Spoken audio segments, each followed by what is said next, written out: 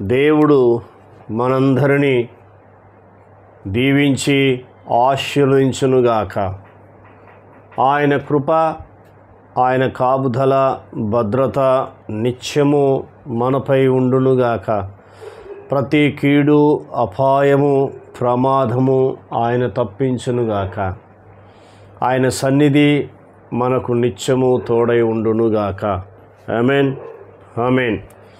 ఈ దినము దేవుడు బయలుపరిచిన దేవుని వాగ్దానము నిర్గమ కాండము 34వ అధ్యాయము 24వ వచనము చదువుకుందాం.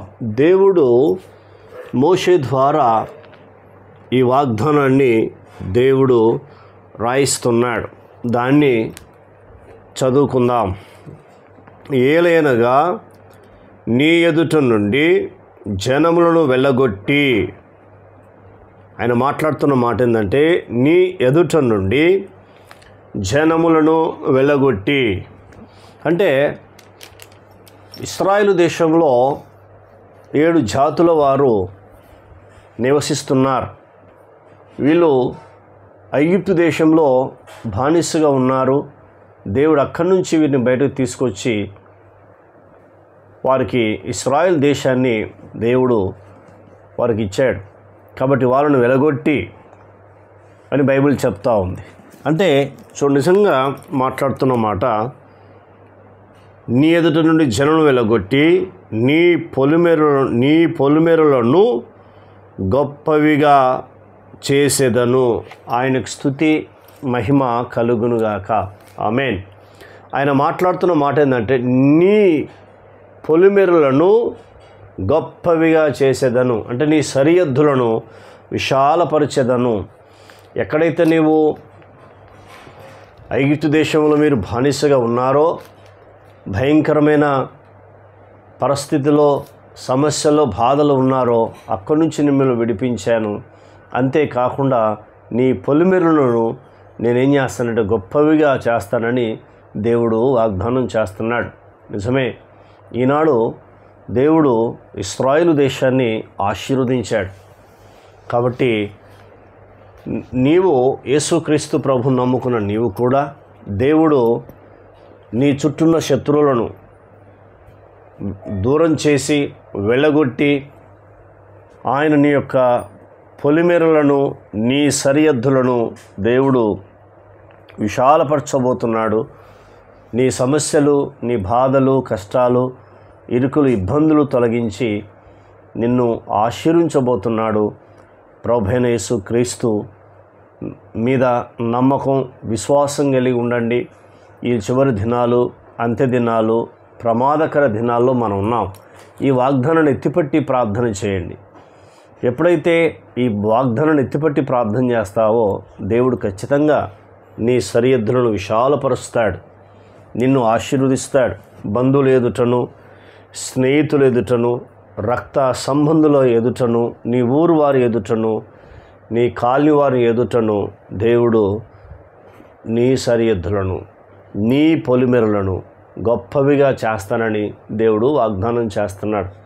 వాగ్దానం ఎత్తిపట్టి నేను చేయవలసింది ఏంటంటే ప్రార్థన చేయడం. ఒక్కటే మనం చేయవలసింది, ప్రార్థన చేసి దేవుని మీద ఆధారపడుతూ దేవుని వైపు చూస్తున్నప్పుడు ప్రార్థన ఖచ్చితంగా దేవుడు వింటాడు.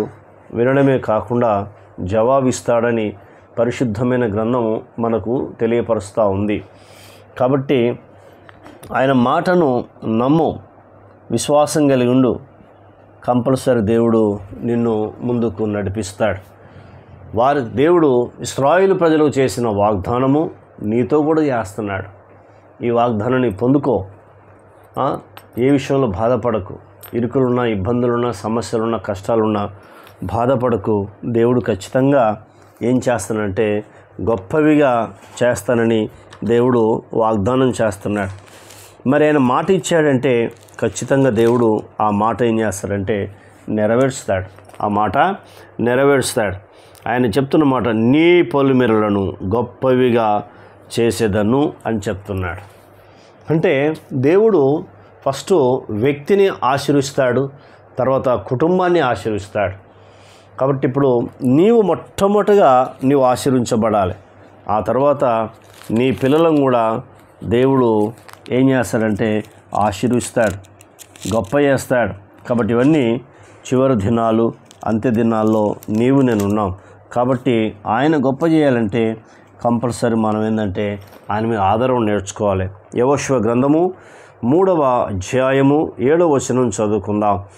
నేను మోషేకు తోడైనట్లు నీకును తోడైందునని ఇశ్రాయేలులందరూ ఎరుగునట్లు నేడు వారి కన్నుల ఎదుట నిన్ను గొప్ప చేయ మొదలు పెట్టెదను.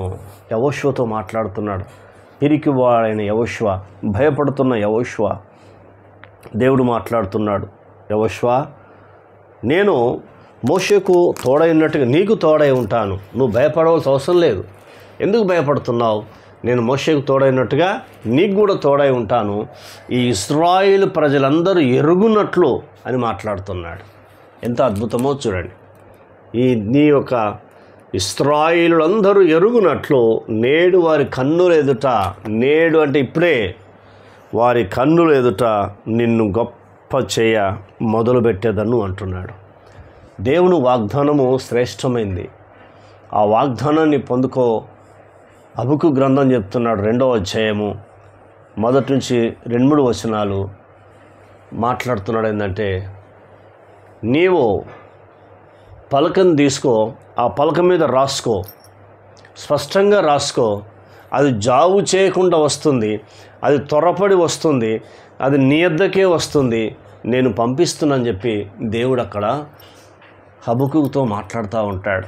1వ అధ్యాయంలో ప్రార్థన చేశాడు, 2వ అధ్యాయంలో దేవుని యొక్క జవాబును పొందుకున్నాడు. ఆ తర్వాత అతన్ని ఆశీర్వదించాడు. దేవుడు ఎంత గొప్ప దేవుడు! మనం కలిగిన యేసుక్రీస్తు ప్రభువారు అంత గొప్ప దేవుడు. ఆయన కలిగిన నీవు నేను ధన్యులము. ఈ లోకాన్ని ముగించుకున్న తర్వాత మరో లోకం ఉంది. ఆయన ఉండే లోకము, దాని పరలోకము. అది పరిశుద్ధమైన పట్టణము. అక్కడ ఆకలి దప్పులు లేని లోకం, వ్యాధి బాధలు లేని లోకం, సూర్యుడు చంద్రుడు నక్షత్రాలు లేని లోకం. ఎప్పుడు చూసినా సంతోషము, ఆనందము, మహిమపరచడము, స్తుతించడము. ఇది ఆ లోకంలో నీవు నేను ఉండాలి అంటే ఖచ్చితంగా ఈ లోకంలో యేసుక్రీస్తు ప్రభుని నమ్ముకోవాలి. యేసుక్రీస్తు ప్రభు మీద ఆధారపడాలి. నీ పాపములు ఆయనకు అప్పగించాలి. ఆయన రక్తంతో కడగబడాలి.